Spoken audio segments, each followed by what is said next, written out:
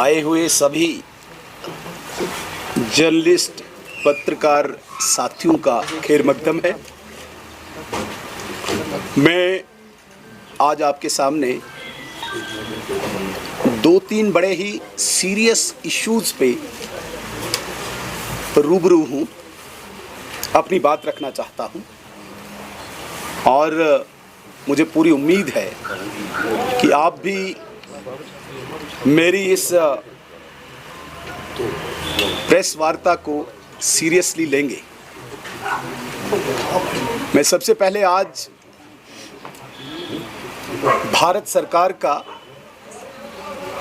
विशेषकर कृषि मंत्रालय, एग्रीकल्चर मिनिस्टर और हमारे पीएमओ में मिनिस्टर डॉक्टर जितेंद्र सिंह जी, इन सब का धन्यवाद आपके प्रेस वार्ता के माध्यम से करना चाहूँगा।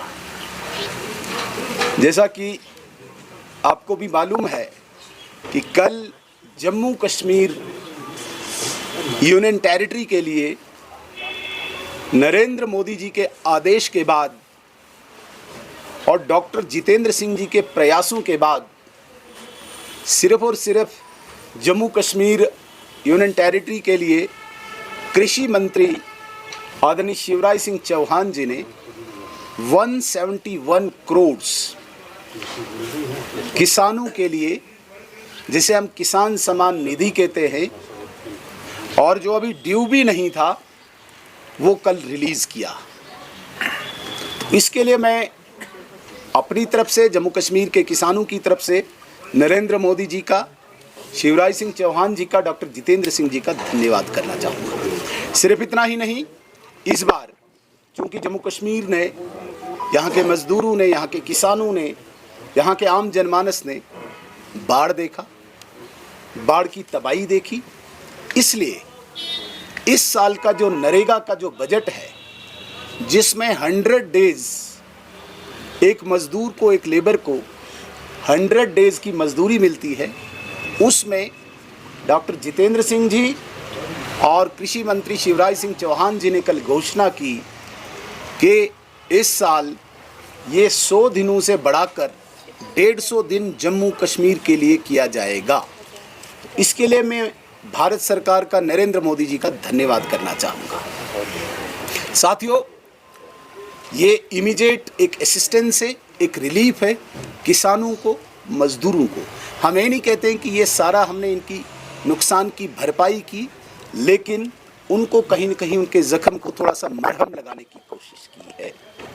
दूसरी तरफ से जिस जम्मू कश्मीर सरकार से आशा, अपेक्षा, उम्मीद जम्मू कश्मीर के लोगों ने रखी है, मज़दूर तबका ने रखी है, किसानों ने रखी है, अभी तक जम्मू कश्मीर सरकार की तरफ से असिस्टेंस हो, रिलीफ हो, मुझे नहीं लगता कि कोई एक भी कदम इन्होंने बढ़ाया है। सिर्फ इतना ही नहीं, प्रयास भी नहीं किया, इनकी तरफ से कोई कोशिश भी नहीं हुई कि यहाँ के लोगों को जो नुकसान हुआ, यहाँ के किसानों को जो नुकसान हुआ है, इनको कोई मदद भारत सरकार से होनी चाहिए, कोई कोशिश हो यहाँ की सरकार की तरफ से, ये कहीं नहीं दिखी है। मैं आज के दिन आपको फिर एक बात याद दिलाना चाहूँगा। आज ठीक 8 अक्टूबर है और आज से ठीक एक साल पहले 8 अक्टूबर 2024 को जम्मू कश्मीर विधानसभा का रिज़ल्ट था। आज ही के दिन जम्मू कश्मीर में असेंबली इलेक्शन का रिज़ल्ट आया था और ठीक आज एक साल बीत गया है। एक साल में भारत सरकार ने अनेकों कदम जम्मू कश्मीर की तरक्की में बढ़ाए हैं, इसे कोई नकार नहीं सकता है। बड़े बड़े इंफ्रास्ट्रक्चर की बात करें तो मुझे लगता है बहुत समय लग जाएगा, लेकिन अगर जम्मू कश्मीर को मैं कहता हूँ एड के रूप में ही, या जिसे हम कहते हैं कि एक मदद के रूप में ही अगर हम भारत सरकार की बात करें, तो जो नॉर्मल बजट होता है, वो नॉर्मल बजट जम्मू कश्मीर की सरकार को देने के बाद 5000 करोड़ रुपया जम्मू कश्मीर के मुख्यमंत्री ने डिमांड की थी कि मुझे एक डेफिसिट, जो गैप है यहाँ पे, वो फिल करना है। हमारी वित्त मंत्री निर्मला सीतारमण जी ने तुरंत 5000 करोड़ रुपए का बजट प्रावधान आवंटित करके जम्मू कश्मीर को आगे बढ़ने के लिए एक मदद की। सिर्फ इतना ही नहीं, जम्मू कश्मीर में ऐसे बहुत सारे रोड्स हैं जहाँ पे 250 की पॉपुलेशन से लेके ज़्यादा पॉपुलेशन भी है, लेकिन वहाँ पे रोड्स नहीं है, जम्मू कश्मीर के पास पैसा नहीं है। इसलिए नरेंद्र मोदी जी की जो कमिटमेंट है प्रधानमंत्री ग्राम सड़क योजना के तहत लगभग 1000 करोड़ रुपया जम्मू कश्मीर की सरकार को दिया ताकि यहाँ पे रोड्स बने। ऐसे अनेकों मैं कह सकता हूँ जो भारत सरकार ने जम्मू कश्मीर सरकार को मदद की ताकि यहाँ के लोगों को सहूलियत दे पाए। लेकिन बदकिस्मती से देखने को मिलता है यहाँ पे चाहे मुख्यमंत्री हैं, चाहे इनके कैबिनेट मिनिस्टर्स हैं या अन्य जो भी इनके अधिकारी हैं, सिर्फ एक बात पे लोगों को गुमराह कर रहे हैं, घुमा रहे हैं। भारत सरकार पैसा दे रही है, ग्राउंड पे वो लग रहा है नहीं लग रहा है इसकी उनको कोई चिंता नहीं है, वो लोगों तक गरीबों तक पहुँचे उसकी कोई फिक्र नहीं है। एक बात पे घुमा रहे हैं, हमारे पास पावर नहीं है, हमारे पास स्टेटहुड नहीं है। ये बड़ी बदकिस्मती है। मुझे बड़ा अजीब लग रहा है। उमर अब्दुल्ला साहब जो चीफ मिनिस्टर हैं, एक ही बात पे, चाहे वो इंडिपेंडेंस डे की स्पीच करें, आपने देखा होगा 15 अगस्त की इंडिपेंडेंस डे की स्पीच, चाहे वो नॉर्मल स्टेज पे चढ़ के बात करें, चाहे वो किसी इंस्टीट्यूशन में बात करें, उन्हें एक ही बात पे जम्मू कश्मीर के लोगों को घुमाना बड़ा अच्छा लगता है। मेरे पास स्टेटहुड नहीं है, मेरे पास पावर नहीं है। किस स्टेटहुड की बात कर रहे हैं? क्या नहीं है उनके पास? मैं पूछना चाहता हूँ इस प्रेस कॉन्फ्रेंस में बड़ा सीरियसली, मैं आरोप एलिगेशन नहीं लगाता हूँ, लेकिन मैं प्रश्न पूछना चाहता हूँ सीएम साहब को कि आपके पास क्या पावर नहीं है? जो आपने कमिटमेंट्स की थी, क्या उसके लिए पूरा करने के लिए आपके पास पावर नहीं है?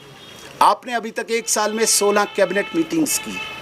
16 कैबिनेट मीटिंग्स में आपने 97 ऐसे डिसीजंस हैं जो एलजी महोदय ने अप्रूव कर दिए। लोगों को गुमराह कर रहे हो, हमारी फाइल नहीं निकल रही है। आप मुझे बताइए कौन सी ऐसी फाइल है जो आपकी कमिटमेंट लोगों के साथ थी और जिसको एलजी साहब ने रोका है? 200 यूनिट बिजली की है क्या?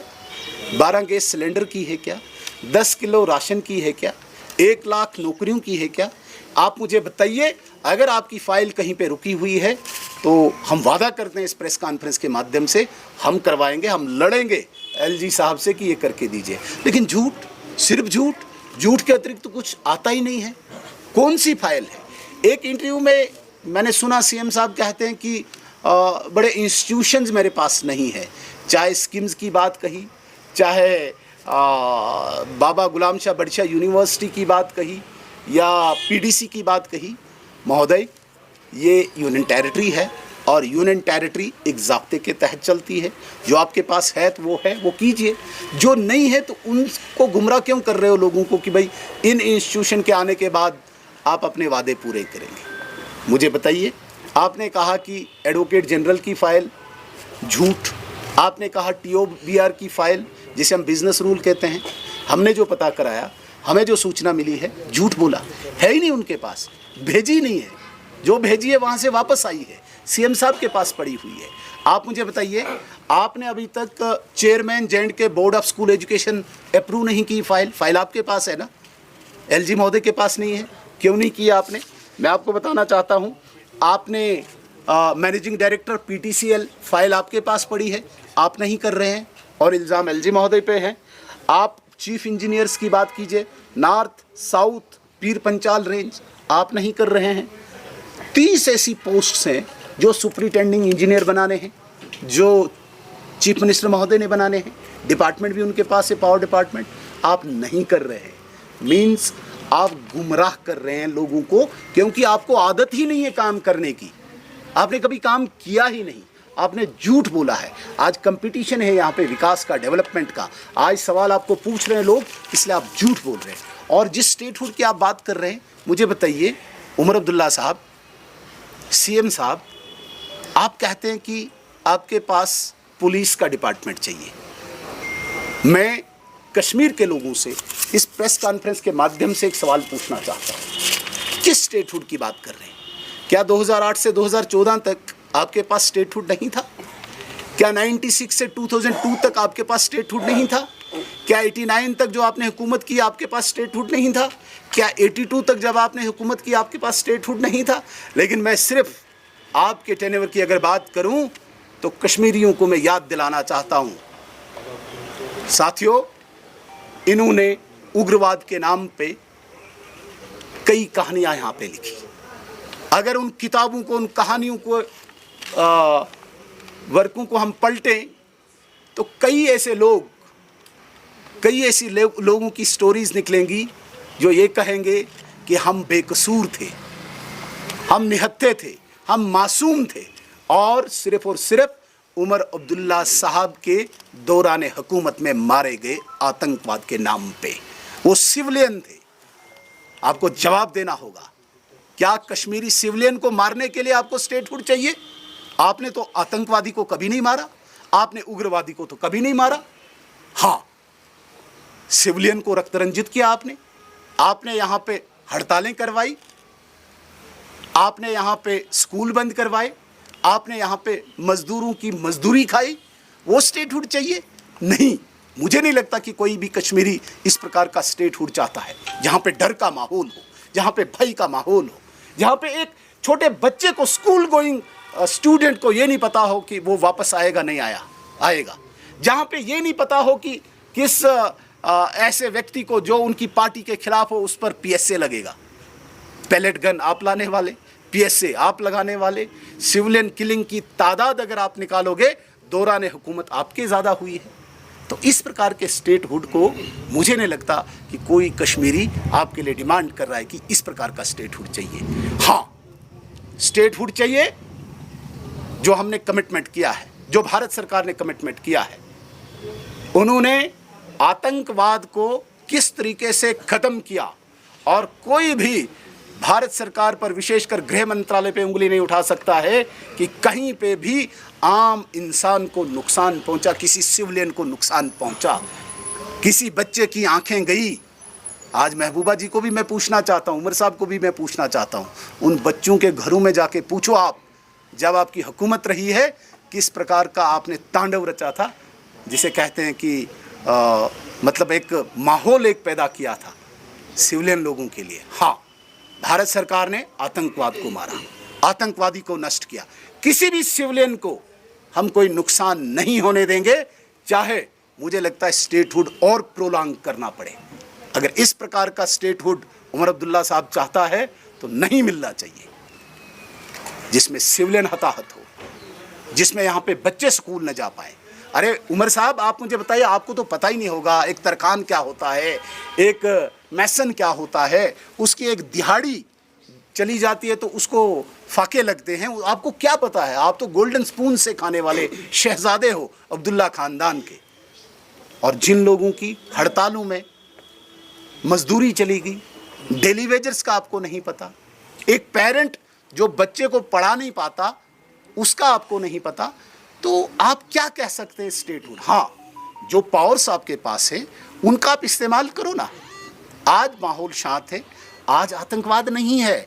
सबसे बड़ी मैं कहता हूँ अचीवमेंट, उपलब्धि भारत सरकार की, विशेषकर गृह मंत्रालय की है, कोई भी सिविल लोकल रिक्रूटमेंट टेररिज्म में नहीं हुई है कश्मीर में। छोटी बात है, पहली बार 35 वर्षों के इतिहास में जब आपका टाइम था, हजारों के हजारों लोकल आतंकवादी यहाँ पे दिखते थे, एक भी रिक्रूटमेंट नहीं हुआ। मीन्स कि कश्मीर के युवाओं ने भारत सरकार की इस पॉलिसी को एक्सेप्ट किया है कि हम डेमोक्रेटिक सेटअप के अंदर ही अपनी बात रखेंगे, ये मान लिया है। तो इस प्रकार का स्टेटहुड अगर उमर अब्दुल्ला साहब चाहते हैं तो मुझे लगता है कि कश्मीर के लोग इस प्रकार का स्टेटहुड नहीं चाहते। एक और बात, आज जहाँ पे भी जाते हैं स्टेज पे चढ़ के बड़ा अजीब गुस्से में आके कहते हैं आई हैव 2 ऑप्शंस इन 2024। मेरे पास 2 ऑप्शंस थे, या बीजेपी के साथ जाओ या अकेले हुकूमत करो। मेरे भाई, मुझे नहीं समझ आता कि ये कौन सा ख्वाब आपने देखा कि भाई बीजेपी ने आपको ऑफर किया। अगर किसी भी भारतीय जनता पार्टी के, मैं बड़ी जिम्मेदारी के साथ ये बात कहता हूँ, किसी भी भारतीय जनता पार्टी के किसी नेता ने आपको ऑफर किया हो, आप पुष्टि करें, आप बाहर लाएं बात को, वरना मनगढ़ंत कहानियाँ झूठी। भारतीय जनता पार्टी के साथ जाने का मुझे मौका था नहीं, भारतीय जनता पार्टी के दरवाजे आपके लिए बंद थे, बिल्कुल, तब भी और अब भी। हम अपोजिशन में हैं, हम विपक्ष में हैं, हम संतुष्ट हैं, हम खुश हैं, हमें सरकार से कोई लेना देना नहीं। आप सरकार चलाए, नहीं हमें सरकार में आने की कोई आवश्यकता थी। और यहाँ पे ज़बरदस्ती भारतीय जनता पार्टी के खिलाफ नफरत फैलाने की कोशिश करना, वहाँ पे जाके रोज़ उनसे मिलना, दिल्ली हफ्ते में एक बार चले जाते हैं, शाल भी लेके जाते हैं, गुलदस्ता भी लेके चले जाते हैं, चाय भी पीते हैं, खाना भी खाते हैं, वो कहीं नहीं दिखता आपको। यहाँ पे आके मैं बीजेपी को नहीं आने दूंगा। मेरे भाई, भारतीय जनता पार्टी को आपके साथ सरकार बनाने की कोई आवश्यकता ही नहीं। अगर किसी ने आपको ऑफर किया हो, आप पुष्टि करें, पब्लिकली करें, वरना माफ़ी मांगे इस बात से, कश्मीरियों से, जम्मू कश्मीर के लोगों से माफ़ी मांगे कि आपने झूठ बोला। बार बार आप झूठ बोलते हैं, क्यों? क्योंकि आपको आदत हो चुकी है। इन दोनों परिवारों को दिल्ली में जाके पूरी दोस्ती करते हैं, लेकिन सेंटर के खिलाफ एक माहौल कश्मीर के अंदर पैदा करने की कोशिश करते हैं। खुद पूरी दोस्ती है इनकी, मैं कहना नहीं चाहता, आपकी दोस्ती मतलब हर कोई जानता है, लेकिन यहाँ पे आम कश्मीरी को आप सेंटर के खिलाफ नफरत पैदा करने के लिए एक माहौल तैयार करते हैं। भाजपा हमारे साथ सरकार बनाना चाहती है। अरे भाजपा सबसे बड़ी पार्टी है इस दुनिया की, कई प्रदेशों में हमारी सरकारें हैं। अब इस जम्मू कश्मीर में सरकार बनाने के लिए हम उमर अब्दुल्ला साहब को पूछेंगे, दरवाजे पे आप जाते हैं, हम कहना नहीं चाहते हैं आप कहाँ कहाँ पहुँचते हैं, किन किन नेताओं के पास पहुँचते हैं, और रीसेंट ऑफर भी जब आपको ठुकरा दिया गया तब जाके आप चिल्लाए कि मेरे पास दो ऑप्शंस थे। मुझे लगता है कि इस प्रकार की मैं कुछ नहीं कहूँगा। एक और बात, एक इंटरव्यू में सीएम साहब कहते हैं कि एलओपी कहीं धक्का देके आगे निकला, मुझे आदत नहीं है धक्का देने की। साथियों, मैं एक बहुत गरीब परिवार से निकला, छोटे घर से निकला, बूथ लेवल का मैं कार्यकर्ता रहा हूँ, इलेक्शन हारा भी हूँ, इलेक्शन जीता भी हूँ। अपनी मेहनत से, पार्टी के प्रति एक कमिटमेंट से मुझे आज पार्टी ने दायित्व दिया है, जिसको निभा रहा। मैंने जीवन में कभी कोई धक्का नहीं दिया किसी को, न मुझे आगे निकलने के लिए कोई होड़ लगी हुई है। धक्का आपके परिवार की परंपरा है, अब्दुल्ला परिवार के परंपरा है। फारूक अब्दुल्ला के घर में पैदा हुआ, पता नहीं किसी चीफ मिनिस्टर के घर में पढ़ने गया मुंबई, वहाँ से आया तो एक लंबी फहरिस्त लाइन थी यहाँ पे नेशनल कॉन्फ्रेंस के वर्कर्स की, लीडर्स की, जिन्होंने पूरी अपनी ज़िंदगी दी है नेशनल कॉन्फ्रेंस को, और धक्का दिया सबको तो तुझे बिठा दिया। ये होता है धक्का देना।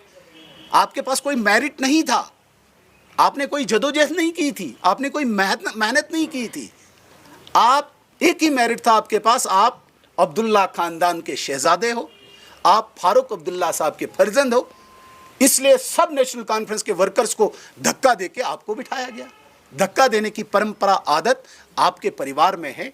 मैं अपनी हैसियत समझता हूँ, मैं अपनी औकात समझता हूँ, महफिल में मेरी जगह कहाँ पे है मैं अच्छी तरह समझता हूँ। मुझे धक्का देने की आदत नहीं है। हाँ, आपके परिवार में तो आपके बेटे भी लाइन में हैं, कई नेशनल कॉन्फ्रेंसों को धक्का देने के लिए रेडी हैं। वो देख लेना आप, ये जो बड़े बड़े दिग्गज आज नेशनल कॉन्फ्रेंस के आपको दिख रहे हैं, इनको धक्का देने के लिए अब्दुल्ला परिवार की चौथी पीढ़ी तैयार है। इसलिए आप ये इल्ज़ाम नहीं लगा सकते हैं कि हम धक्का देके आगे निकलते हैं। धक्का देके आप आए हो आगे, और मुझे बड़ा तज्जुब हो रहा है कि चौथी पीढ़ी भी कई नेशनल कॉन्फ्रेंस के मेहनती वर्करों का हक खाने के लिए, धक्का देने के लिए दे आर रेडी। एक और बात उन्होंने इंटरव्यू में कही कि नहीं, नेशनल कॉन्फ्रेंस और कांग्रेस को पता है कि आतंकवाद के साथ कैसे लड़ा जाता है। अरे बड़ी बदकिस्मती है। 1947 में भारत स्वतंत्र हुआ, भारत आज़ाद हुआ, और 1989 तक मुझे लगता है कि एक दो बार कहीं जनता दल या जनता पार्टी की सरकार रही है, 2-4 साल। बाकी लगभग 40 साल कांग्रेस की सरकार रही। इस कांग्रेस की सरकार के दौरान ही नेशनल कॉन्फ्रेंस की सरकार जम्मू कश्मीर में और कांग्रेस की सेंटर में, इन्हीं के दौरान यहाँ पे उग्रवाद आया। और पूछ रहे हैं आप भारतीय जनता पार्टी से, 1989 तक तो हमें पता ही नहीं कि भाई भारतीय जनता पार्टी तो हम अपोजिशन में, हम कैसे पूछ सकते हैं। इसलिए जवाब आपको देना होगा, ये उग्रवाद कहाँ से आया, ये आतंकवाद कहाँ से आया। ये भारतीय जनता पार्टी जवाब नहीं देगी, ये समाजवादी पार्टी जवाब नहीं देगी, ये कोई राष्ट्रीय जनता दल जवाब नहीं देगी, ये तेलुगु देशम पार्टी जवाब नहीं देगी। ये जवाब आप देंगे। और आप आज कह रहे हैं कि नहीं, उग्रवाद के साथ लड़ना कांग्रेस और नेशनल कॉन्फ्रेंस जानती है। हमें पता है सीएम साहब किस प्रकार की लड़ाई, किस प्रकार से इस जम्मू कश्मीर को रक्त रंजित करने वाले कांग्रेसी और आप नेशनल कॉन्फ्रेंस के लोग। मैं एक आंकड़ा आपके सामने रखना चाहता हूं और आप ज़रूर इसको लोगों तक पहुंचाइए। 2008 से 2014 तक नेशनल कॉन्फ्रेंस की सरकार रहती है। आज ये सिक्योरिटी की बात करते हैं, मेरे पास सिक्योरिटी नहीं है, मेरे पास लॉ एंड ऑर्डर नहीं है, वरना मैं ये करता, मैं वो करता। क्या करता पता नहीं है 2008 से 14 क्या किया आपने। अगर आप आंकड़ा निकालेंगे 7000 इंसिडेंट हैं 6 सालों में लॉ एंड ऑर्डर के कानून व्यवस्था जिसकी बात करते हैं हम। 7000 इंसिडेंट्स, कितने 7000। और उमर साहब चीफ मिनिस्टर, फुल फ्लेज रियासत के, यूटी के नहीं। पुलिस आपके पास, सिक्योरिटी फोर्स आपके पास, वो यूनिफाइड कमांड आपके पास। और दूसरी तरफ से 2019 से लेकर 2024 तक जब गृह मंत्रालय इस जम्मू कश्मीर को चला रहा था, केवल 18 इंसिडेंट लॉ एंड ऑर्डर के। 7000 वर्सेस 18। और आप कंपेयर करते हो कि भाई मेरे पास सिक्योरिटी होती। हमें पता है तुम्हारे पास सिक्योरिटी होती तुम क्या करते। यहाँ पे कितने लोग अंधे हुए, कितने बच्चे अंधे हुए। यहाँ पे कितने सिविलियन आज पूछ रहे हैं कि भाई हमारे लिए कोई इंक्वायरी खड़ी करो, किसके हुक्म से मारे गए हैं। तो आप कहते हो, आप इस प्रकार की बातें करते हो, बड़ी शर्म आती है और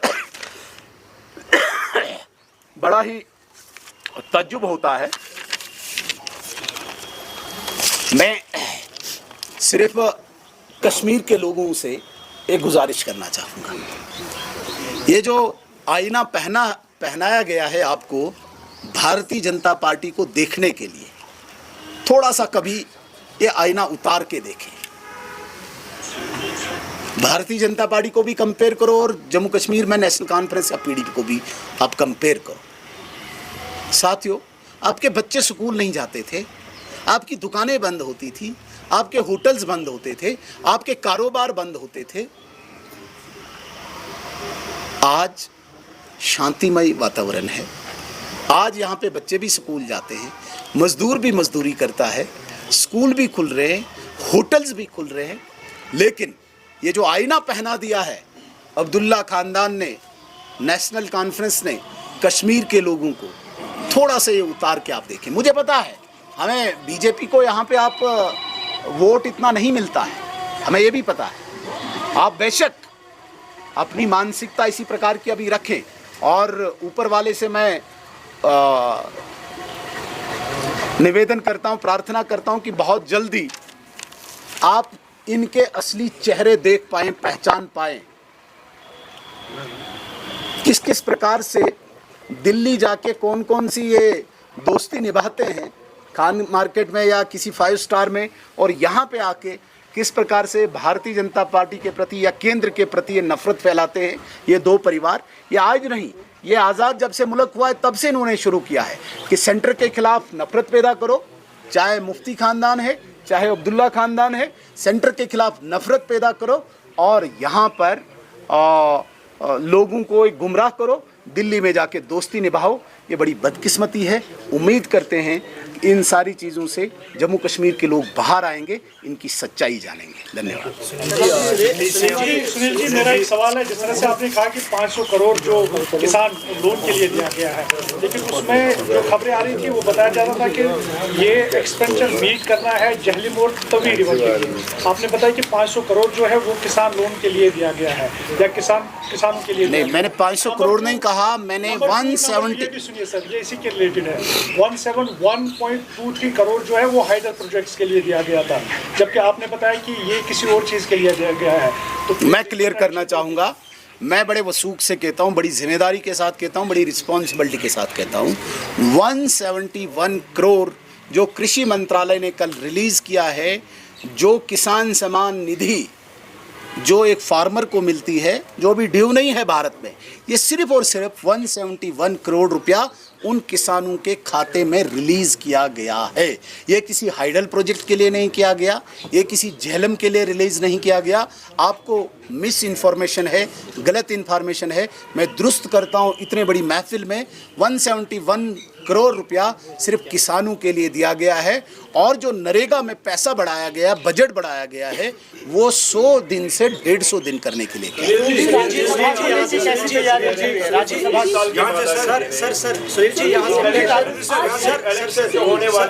अभी जो आपने अभी जो कहा है कि उमर अब्दुल्ला की सरकार ने अभी तक कैबिनेट की 16 मीटिंग्स की और 97 जो फाइल्स एलजी को सौंपी गई उनको अप्रूव किया गया। अभी हम क्लेम्स जो देख रहे हैं जब से हुकूमत बनी है, ये जो नैरेटिव चलाया गया है कि डबल गवर्नमेंट हम काम नहीं कर पा रहे हैं। एवं उनके कल आपने डिप्टी सीएम साहब का स्टेटमेंट भी देखा होगा। एवं उन्होंने यहाँ तक कहा कि उनकी सिक्योरिटी विड्रॉ की गई क्योंकि उन्होंने एलजी साहब को सच बोला था। चूँकि आप एक एब्सोल्यूट मेजॉरिटी के साथ अपोजिशन में हैं, क्या हम एक्सपेक्ट करेंगे जो नैरेटिव ये चलाया गया लोगों में कि हमारी फाइलें रिजेक्ट होती है और आप इसी को पब्लिक डोमेन में लाएंगे, ऐसा आपकी तरफ से भी कैंपेन होगी सो दैट लोगों के सामने ये सारी चीज़ें क्लियर हो? या तो सरकार, मैं दोबारा से आपकी बात का जवाब देना चाहूँगा। 16 कैबिनेट मीटिंग्स में 97 फाइल्स को एलजी महोदय ने अप्रूव करके वापस भेज दिया है। मुझे ये बताएं कि एजी की फ़ाइल कहाँ पे है? अगर एलजी महोदय के पास है, हम कबूल करेंगे कि लड़के निकालेंगे। झूठ। आप बताइए मुझे चेयरमैन जेके बोस की फ़ाइल कहाँ पे है? आप मुझे बताइए स्टेट इलेक्शन कमीशन की फ़ाइल कहाँ है? आप मुझे बताइए चीफ इंजीनियर नॉर्थ साउथ की फ़ाइल कहाँ पे है? आप मुझे बताइए 30 सुपरिटेंडिंग इंजीनियर्स की फ़ाइल कहाँ है? ये फाइलें जानी नहीं है। झूठ, सिर्फ झूठ। झूठ में तो महारत है इस परिवार की। बोलना नहीं चाहिए था लेकिन बोल दूंगा। यहाँ पे कोई लिमिट ही नहीं है। अगर कोर्ट या कोई और ही बैन लगाए इनको झूठ बोलने में तो वही हो सकता है, अन्यथा ये रुकेंगे नहीं। कोई और इनको रोक नहीं सकता है। आज तक उमर अब्दुल्ला ने कई बार बोला कि he is a Toothless tiger, उनके पास पावर नहीं है, लेकिन आज बीजेपी का leader of opposition press conference कर रहे हैं। क्या ये इसलिए किया जा रहा है, निशाना इसलिए साधा जा रहा है क्योंकि elections is round the corner? Is it for the election? Good ma'am, सबसे पहले जो उन्होंने ताबड़तोड़ फायरिंग की, मैंने तो जवाब देना है कि भाई मेरे पास 2 ऑप्शंस थे। मैंने स्पष्ट कर दिया, बीजेपी का एक व्यक्ति बताए जिसने उसको ऑफ़र किया हो, वरना उनके ऑफर्स को ठुकराया गया। एक बात। दूसरी बात, जो बीजेपी के खिलाफ और सेंटर के खिलाफ नफरत पैदा करने के लिए दोबारा से वो उठ खड़े हुए हैं, ये एक टूल किट है अब्दुल्ला खानदान को बडगाम इलेक्शन के लिए, हमारे लिए नहीं है। हमें पता है कि हम कहाँ पे हैं, आपको पता ही है। भारतीय जनता पार्टी बहुत क्लेम नहीं करती है बडगाम की सीट पे, लेकिन ये सीट उमर अब्दुल्ला साहब की है। टूल किट वही है, सेंटर के खिलाफ नफरत, बीजेपी के खिलाफ जहर उगलना। ये टूल किट उमर अब्दुल्ला के लिए एक झूठ का पुलिंदा जिसे हम कहते हैं। क्योंकि बहुत से मुलाजमीन हैं, बहुत से मसलो मसाइल लोगों के हैं, कैसी उम्मीद और बहस अपोजिशन लीडर कैसी तैयारी, क्योंकि आने वाला असेंबली सेशन इसी महीने। देखिए, जितनी भी समस्याएं ग्राउंड पे हैं, चाहे वो कॉमन मैन की है, चाहे एक गरीब की है, चाहे किसान की है, चाहे मजदूर की है, उस समस्या को हम उठाएंगे, इसमें कोई शक नहीं है। जहाँ तक मुलाजमीन की बात है, तो मुलाजमीन भी मुझे लगता है कि परेशान है, विशेषकर डेलीवेजर परेशान है। मुझे समझ नहीं आता कि इन्होंने डेलीवेजर्स के लिए कमेटी बनाई थी, वो कमेटी कहाँ गई? इन्होंने रिजर्वेशन के लिए कमेटी बनाई थी, वो कमेटी कहाँ चली गई? ये कमेटीज़ केवल उमर साहब एक मुझे कहता हशप होने के लिए किसी भी इशू को रखते हैं। जहाँ तक मुलाजमीन की बात करते हैं, मैं जब ट्रांसपोर्ट मिनिस्टर था तब स्टेट रोड ट्रांसपोर्ट कॉरपोरेशन में केवल 70 करोड़ की इनकम थी, और आप रिकॉर्ड निकालें 129 कंसोलिडेटेड वर्कर्स को मैंने रेगुलर किया था बीइंग ट्रांसपोर्ट मिनिस्टर। आज 230 करोड़ रुपया प्रॉफिट है, इनकम है, और एक भी व्यक्ति को आज तक आपने कंसोलिडेटेड वर्कर को आपने रेगुलर नहीं किया। आप बहुत बड़ी बड़ी फेंकते हैं, कैसे उम्मीद रख सकते हैं? लेकिन इन सारी बातों को हम असेंबली में रखेंगे। सुनील जी, इतनी बड़ी प्रेस कॉन्फ्रेंस हो गई, लद्दाख का जिक्र कहीं नहीं किया ये हम जम्मू कश्मीर में है ना, आपने पूछा ही नहीं सर। यूनियन टेरिटरी की डिमांड, लोग वहाँ पर खुश थे, जो एटमॉस्फेयर वहाँ पर बना, उस पर आप क्या कहना चाहेंगे? ये due to the lack of facilities, lack of problem जो वो फेस कर रहे थे, गवर्नमेंट ने डेवलप नहीं किया, या देखिए, इशू अदर्स? एक बात को आपको मानना पड़ेगा, आप बहुत सीनियर जर्नलिस्ट हैं, और विद ड्यू रिस्पेक्ट आप ये मान के चलें, 2010 में जब वहाँ पे हिल डेवलपमेंट काउंसिल का चुनाव हुआ था, बीइंग बीजेपी इंचार्ज में था वहाँ पे 1 महीना, तब लोगों की एक ही डिमांड थी। तब वहाँ पे एक फ्रंट होता था LUTF, Ladakh union territory front, और LUTF की डिमांड थी कि हमें जम्मू कश्मीर से अलग करो और हमें यूनियन टेरिटरी दो। भाजपा ने एक कमिटमेंट की कि आप जब भारत सरकार हमारी होगी और हम आपको यूटी देंगे, हमने दे दी। यूटी के बाद 85% रिजर्वेशन लद्दाख को मिली। यूटी के बाद डोमिसाइल का जो उनका डिमांड था वो उनकी पूरी की गई। लेकिन क्या होता है कि लोगों की अपेक्षाएं कहीं पे अंत नहीं होती है, एक डिमांड पूरी हुई दूसरी तैयार होती है। तो कहीं न कहीं ये जो डिमांड आज उनकी 6 शेड्यूल की या स्टेट की है, उस डिमांड को मुझे लगता है कि जो वो प्रदर्शित कर रहे थे, कुछ मिसक्रेंट्स, कुछ मिसगाइडेड या मिसक्रेंट्स ही कहेंगे, उन लोगों ने थोड़ा सा इस डायरेक्शन को अलग ले लिया और लद्दाख में 24 का वो सितंबर का इंसिडेंट सामने आया। लेकिन वहाँ पे काफ़ी कंट्रोल है, आज हालात बिल्कुल सामान्य हैं और आप देखेंगे बहुत जल्दी टॉक्स भी रिज्यूम होंगी। कहीं न कहीं ये बहुत बड़ी उपलब्धि है। आपने स्टेटहुड के हवाले से बात की और फिर बाद में सिक्योरिटी के हवाले से बात की कि किस तरीके से उसको मिसयूज किया गया। तो क्या हम ये समझे कि आपके कहने का मतलब है अगर स्टेटहुड रिस्टोर होता है तो विदाउट होम डिपार्टमेंट होना चाहिए? देखिए, ये it depends upon the public of Jammu and Kashmir. मैं क्यों कहूँ, मैं तो ये कहूँगा कि भाई 2009 से 2014 तक आप इतिहास निकालें उमर अब्दुल्ला साहब का, और आप 2019 से 2014 तक का भी रिकॉर्ड निकालें। क्या किसी सिविलियन को हताहत होने दिया? मिनिस्ट्री ऑफ होम अफेयर्स के पास जब लॉ एंड ऑर्डर था, जब उमर अब्दुल्ला साहब के पास था, तब आप देखिए कितने बच्चों की आंखें चली गई। राज्यसभा की 4 सीट पे इलेक्शन है, 4 सीट पे लड़ा जाएगा। डॉक्टर निर्मल सिंह का नाम सामने आ रहा है, जो एडवोकेट सुनील सेठी है उनका नाम सामने आ रहा है। और साथ ही साथ बताएं, बडगाम की जो सीट है, नगरोटा पे तो आपकी बहुत अच्छी फेथ है, बडगाम की सीट पे आपका एक वादा आपको देना पड़ेगा, जो मैंने प्रमुख बिंदु रखे हैं उनको भी रखेंगे आप मेरी प्रेस कॉन्फ्रेंस में। मैंने आज जो धन्यवाद भारत सरकार का किया, मैंने जो कंपैरिजन आपका स्टेटहुड का उमर अब्दुल्ला साहब का और मिनिस्ट्री ऑफ होम अफेयर्स के जो अधीन जम्मू कश्मीर रहा उसका किया, मैंने यहाँ पे जो इनकी सुपरमेसी है उनका किया।